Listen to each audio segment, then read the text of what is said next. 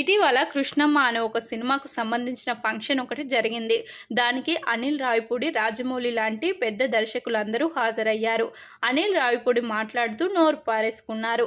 అదేంటి అంటే ఐపీఎల్ మ్యాచ్లు చూడకపోతే ఏమీ కాదు, 1-2 రోజుల పాటు చూడకపోయినా నష్టం లేదు, కానీ ఈ సినిమా ఖచ్చితంగా చూడండి అంటూ చెప్పుకొచ్చారు. ఈ కామెంట్లు విన్న తర్వాత చాలా మందికి అనిల్ రావిపూడి మాటలు నచ్చలేదు. ఐపీఎల్ మ్యాచ్లతో సినిమాకు పోలిక ఏంటి? ప్రస్తుతం నెటిజన్స్ అంతా కూడా అనిల్ రావిపూడి మాటలకు ట్రోలింగ్ చేస్తున్నారు.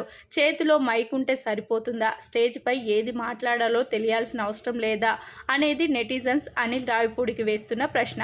సరే, అనిల్ రావిపూడి మాటలు కాసేపు పక్కన పెడితే, మొన్న ఈ మధ్యనే మరో సినిమా ఫంక్షన్ జరిగింది. సాయి ధన్సిక అనే నటి మెయిన్ లీడ్లో నటించినటువంటి ప్రూఫ్ అనే సినిమాకి సంబంధించిన ఈవెంట్. దీనికి గెస్టుగా వచ్చిన దర్శకుడు మిష్కన్ ఏకంగా దేవునితో సినిమాను పోల్చాడు.